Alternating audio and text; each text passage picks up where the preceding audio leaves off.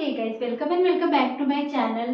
This is Pooja. फिर से हाजिर हूँ एक नई वैकेंसीज के साथ, एक नई जॉब अपडेट के साथ। गाइस, आज की ये जो मेरी वीडियो होने वाली है ये उन महिलाओं के लिए है जो बहुत दिनों से आंगनवाड़ी की वैकेंसीज का वेट कर रही थी। और मेरे पर बहुत सारी महिलाओं के लगातार कमेंट आता रहता है कि मैम आंगनवाड़ी की वैकेंसीज के बारे में बताइए या फिर सुपरवाइजर की वैकेंसीज के बारे में हमें बताइए। सबसे अच्छी बात इस वैकेंसीज की क्या है कि इस वैकेंसीज में फॉर्म भरने के लिए आपको 1 रुपए भी नहीं देना है। साथ ही ना तो आपको एग्जाम देना है और ना ही कोई इंटरव्यू देना है। ठीक है, तो देख लेते हैं कि इस वीडियो में आपकी स्टार्टिंग डेट कब है, लास्ट डेट कब है, कैसे फॉर्म को भरना है, अब आपको नौकरी कैसे मिलेगी।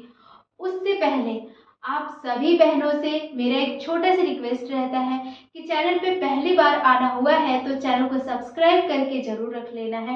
देखिए, ये चैनल आपका है और आप ही के लिए है। ठीक है, तो बेल आइकन प्रेस कर दीजिएगा ताकि आने वाले हर एक वीडियो की नोटिफिकेशन आप तक सबसे पहले पहुंचे। और वीडियो थोड़ा सा भी अच्छा लगा हो तो एक लाइक जरूर कर दीजिएगा ताकि मेरा हौसला बढ़ता रहे। पहले बात कर लेते हैं ना कि कितनी पोस्ट ये निकल के आ रही है। देखिए, आंगनवाड़ी सहायिका और आंगनवाड़ी कार्यकर्ता के लिए ये पोस्ट निकल के आ रही है।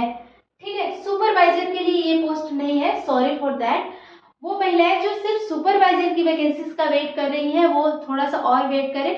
जैसे ही सुपरवाइजर की पोस्ट आती है मैं एक अलग से वीडियो जरूर लेके आऊंगी। ठीक है, टोटल पोस्ट की बात करें तो 1100 पोस्ट के लिए वैकेंसी निकल के आ रही है। 1100 पोस्ट के लिए वैकेंसी है।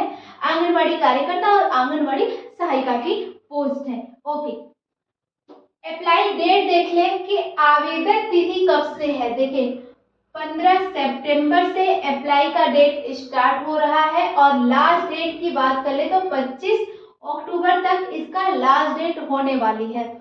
दूसरी बात कि ये ऑफलाइन प्रोसेस है। ये जो वैकेंसीज है उसमें आप ऑफलाइन फॉर्म को डालेंगे, ऑनलाइन नहीं करना है, आपको ऑफलाइन फॉर्म डालना है। ऑफलाइन प्रोसेस थोड़ा स्लो होता है, तो जब भी डेट जैसे 15 तारीख आता है ना तो आपको जल्दी से फॉर्म को फिल कर लेना है। डॉक्यूमेंट अभी मैं बताऊंगी कि क्या क्या डॉक्यूमेंट लगेगा, आप अपने डॉक्यूमेंट को रेडी कर लेंगे। ओके, चलिए योग्यता की बात कर लेना तो योग्यता बहुत कम मांगी गई है। जनरली आपने देखा होगा कि जितनी भी आंगनवाड़ी वर्कर हैं चाहे हेल्पर हैं वो बेसिकली 8 पास है। पहले तो देखिए, पहले 8 पास और 6-7 पास रहती थी, फिर भी आंगनवाड़ी में सिलेक्शन हो जाता था, लेकिन क्वालिफिकेशन थोड़ा सा बढ़ा दिया गया है। अगर आप आंगनवाड़ी सहायिका के लिए अप्लाई कर रही हैं तो मिनिमम 10 पास की डिग्री आपके पास होनी चाहिए। आप महज 10वीं पास हैं तो आप आंगनवाड़ी सहायिका के लिए अप्लाई कर सकती हैं। वहीं अगर आप 12वीं पास हैं तो आप आंगनवाड़ी कार्यकर्ता पोस्ट के लिए अप्लाई कर सकती हैं। ओके, बहुत बड़ा क्वेश्चन रहता है, बहुत सारी लड़की मेरे पर कमेंट करते हैं कि मैम क्या हम लोग भी फॉर्म को भर सकते हैं आंगनवाड़ी में। जी नहीं, आंगनवाड़ी में जितनी भी वैकेंसीज निकलती है, हालांकि हायर लेवल की वैकेंसीज की मैं बात नहीं कर रही हूँ, सुपरवाइजर और उससे ऊपर की जो वैकेंसी निकलती है, लेकिन आंगनवाड़ी कार्यकर्ता और आंगनवाड़ी सहायिका के लिए जो भी वैकेंसीज निकलती है वो सिर्फ महिलाओं के लिए होती है, सिर्फ लड़कियों के लिए होती है। ओके, क्लियर है? Female candidate only. ठीक, अब देखिए उम्र सीमा की बात कर लेना कि आपकी एज कितनी होनी चाहिए। तो अगर आप 18 वर्ष से ज़्यादा हैं और 35 वर्ष से कम है तो इस फॉर्म को भर पाएंगे। एज रिलैक्सेशन भी दिया जाएगा उनको। जैसे अगर आप SC/ST कास्ट की हैं या फिर आप विकलांगता हैं तो भी आपको उम्र सीमा में छूट दी जाएगी। 3 साल से 5 साल तक की इसमें छूट दी जाती है। ओके, क्लियर है? आगे बढ़ते हैं। अब चयन प्रक्रिया देख लेना। No exam no interview. पहले ही मैंने बोला कि आपको एग्जाम नहीं देना है, कोई भी इंटरव्यू नहीं देना है। इसका सिलेक्शन ना मेरिट के बेस पर होता है। आपकी जितनी भी चाहे हाई स्कूल की ले ले चाहे इंटरमीडिएट की ले ले, जितनी आपकी मेरिट रहेगी उस हिसाब से आपका सिलेक्शन होगा। ठीक है, इसमें वरीयता भी दी जाती है। आंगनवाड़ी का जो प्रोसेस होता है ना सिलेक्शन का, उसमें वरीयता दी जाती है। तो किनको वरीयता मिलेगी वो मैं आगे अभी डिस्कस करूंगी। ओके, चलिए सैलरी बहुत अच्छी होने वाली है। देखिए, अगर आप हाउस वाइफ हैं, आप बाहर नहीं जा सकती किसी कारण, और बहुत सारी महिलाएं ऐसी हैं ना जो पढ़ी लिखी तो है लेकिन वो किसी कारणवश, चाहे उनके घर पे कुछ प्रॉब्लम चल रही है, तो वो बाहर नहीं जा सकती है जॉब के लिए, तो ये आंगनवाड़ी का उनके लिए बहुत बेस्ट ऑप्शन है। ठीक है, 9,000 से 14,000 तक की सैलरी आपको मिलने वाली है। ये सैलरी वैरी करेगी, अगर आप ग्रामीण क्षेत्र से हैं तो थोड़ा सा कम मिलता है, जैसे 7 से 8,000 की सैलरी मिलती है। सहायिका के लिए, आंगनवाड़ी सहायिका पोस्ट के लिए 6 से 7,000 मिलता है अगर आप ग्रामीण क्षेत्र से हैं। वहीं अगर आप शहरी क्षेत्र से हैं तो 9 से 10,000 मिल जाती है उनको सैलरी। ठीक है, वहीं अगर आप कार्यकर्ता पोस्ट पर आपकी ज्वाइनिंग होती है तो अगर आप ग्रामीण क्षेत्र से हैं तो 12 से 13,000 मिलती है। वहीं अगर आप शहरी क्षेत्र से हैं 14, 15, 16,000 ऐसे की आपकी सैलरी मिल जाती है। ठीक है, देखिए बहुत सारे लोग यूट्यूब पर वीडियो बना बना डालते हैं ना कि 30,000 सैलरी मिलेगी, 45,000 मिलेगा, 40,000 मिलेगा।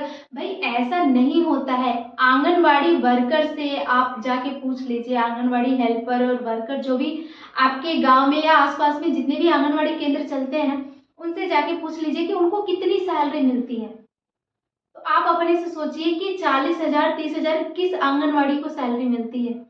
30-40,000 तो सुपरवाइजर को मिलती है, वो भी स्टार्टिंग में उनकी भी उतनी नहीं रहती है ना। तो वो सब फेक वीडियो रहता है, आप उस पर ध्यान मत दिया करिए। ओके, चलिए यहाँ देखिए, अब देख लेते हैं कि कितनी पोस्ट है। वो मैंने आपको बताया 1100 पोस्ट के लिए वैकेंसी निकल के आई है। कहाँ के लिए वैकेंसी है ये मैं आपको क्लियर कर दूं। ओके, देखिए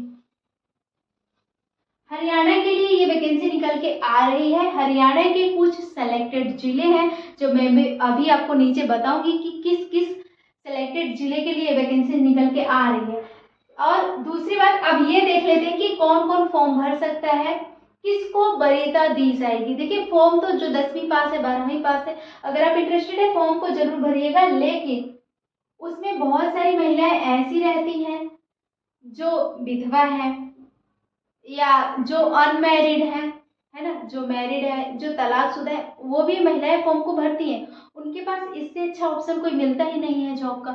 तो किसको वरीयता दी जाएगी। देखिए अगर आपने फॉर्म भरा, आप मैरिड हैं और उसी पोस्ट के लिए किसी और ने फॉर्म भरा, वो अनमैरिड है, या फिर उसी पोस्ट के लिए किसी और ने फॉर्म भरा, वो विधवा है, तो सबसे पहले वरीयता विधवा को दी जाती है, फिर तलाकशुदा को दी जाती है, फिर मैरिड को दी जाती है। हाँ, अनमैरिड को थोड़ा लेट वरीयता दी जाती है, वो इसलिए कि आपकी शादी कहाँ होगी कहाँ नहीं, वो तो बाद में डिसाइड होगा। ठीक है, बेसिकली जो आंगनवाड़ी की जॉब होती है ना, आप जिस जिले से है, जहाँ के निवासी, आप वहीं के लिए फॉर्म को भर सकती हैं, इसलिए इस तरह से उनको वरीयता दी जाती है। ओके, अब हरियाणा से जिस जिले के लिए वैकेंसी होगी, आप वहीं के निवासी हैं तो ही इस फॉर्म को भर पाएंगे। ठीक, अब देख लेते हैं कि इम्पोर्टेंट दस्तावेज क्या है, क्या क्या डॉक्यूमेंट है जो आपको जरूरी है, आपके पास होना चाहिए फॉर्म को भरते वक्त। देखिए शैक्षिक योग्यता अंक पत्र होना चाहिए, आपके पास 10वीं पास की डिग्री होनी चाहिए, 12वीं पास की डिग्री होनी चाहिए। ओके, क्लियर है। जाति प्रमाण पत्र होना चाहिए कि आपको छूट दी जा सके उसी हिसाब से। ठीक है, आय प्रमाण पत्र होना चाहिए, आपकी मंथली इनकम कितनी है या फिर एनुअल इनकम कितनी है। निवास प्रमाण पत्र होना चाहिए, जहाँ की आप निवासी है वहाँ का मूल निवास प्रमाण पत्र आपके पास होना चाहिए। विवाह, आप विवाहित हैं, विवाह सर्टिफिकेट, परित्यागता है या फिर विधवा है तो विधवा का सर्टिफिकेट आपके पास होना चाहिए। ठीक है, 2 फोटोग्राफ होना चाहिए। अब सबसे बड़ा सवाल कि फॉर्म कहाँ से लेंगे और कहाँ पे जमा करेंगे। सबसे बड़ा सवाल यही रहता है कि मैम फॉर्म कहाँ से लेंगे। आपने ये सब कुछ तो बता दिया प्रोसेस, ये नहीं बताया कि हम फॉर्म जमा कहाँ पे करेंगे। तो देखिए पहली बात तो वैकेंसी 2 तरह से निकलती रहती है, या तो ऑनलाइन निकलती है या तो ऑफलाइन निकलती है। वैकेंसीज आबादी के हिसाब से निकलती है, आबादी जैसे बढ़ती रहती है या फिर कुछ महिलाएं रिटायर होती हैं तो वहाँ पे आंगनवाड़ी के लिए वैकेंसीज निकाल दी जाती है। पर 2000 आबादी पे एक आंगनवाड़ी केंद्र होता है। एक आंगनवाड़ी केंद्र में एक सहायिका और एक कार्यकर्ती रखी जाती है। ठीक है, तो देखिए आपको फॉर्म लेना है जिला परिषद कार्यालय अधिकारिता के पास से। जो आपका जिला परिषद का कार्यालय है, जहाँ पे सुपरवाइजर बैठती है, वहाँ से वो निरीक्षण करती हैं कि कार्यभार सही से चल रहा है कि नहीं। आप वहाँ से फॉर्म को लेंगे, फॉर्म 2-3 पेज का होगा, वहाँ से लेंगे, अच्छे से उसको पढ़िएगा, अच्छे से भरिएगा, क्योंकि ऑफलाइन है, गलती हो गया तो करेक्शन कहाँ से करेंगे। ओके, अच्छे से भर के फिर ये डॉक्यूमेंट लगाइएगा, फॉर्म प्लस डॉक्यूमेंट आपको फिर से वहीं पे जाके जमा करनी है लास्ट डेट से पहले पहले। ओके, होप सो ये चीज क्लियर आ गई। आपको जिला परिषद कार्यालय अधिकारिता के पास से लेना है। जो जिला परिषद का कार्यालय अलग अलग ब्लॉक होता है हर एक जिले का, तो वहीं से आपको फॉर्म को ले लेना है, फिर वहीं पे भर के जमा कर देनी है। ठीक है, होप सो ये वैकेंसीज के बारे में आपको अच्छे से समझ आ गई होगी। अब चलिए बात कर लेते हैं कि कहाँ किस जिले के लिए ये वैकेंसीज निकल के आ रही है। हरियाणा के कुछ सेलेक्टेड जिले हैं जहाँ के लिए वैकेंसीज निकल के आ रही है। अम्बाला के लिए वैकेंसी है, भिवानी के लिए वैकेंसी है, फरीदाबाद के लिए वैकेंसी है, गुरुग्राम के लिए वैकेंसी है, रोहतक के लिए है, सिरसा के लिए है, सोनीपत के लिए है और यमुनानगर के लिए वैकेंसीज है। और भी 2-4 डिस्ट्रिक्ट है, तो मैं पूरा नहीं बता पाऊंगी, मैं लिंक दे दूंगी, आप वहां से चेक कर लीजिएगा कि आप किस डिस्ट्रिक्ट से बिलोंग करते हैं और आपके लिए वैकेंसीज है कि नहीं। हाँ, अगर आप अदर जिले से हैं, अदर स्टेट से हैं, तो आप मुझे कमेंट बॉक्स में कमेंट करिएगा। जब भी आंगनबाड़ी की वैकेंसीज आती है तो मैं आपको इन्फॉर्म जरूर करूँगी।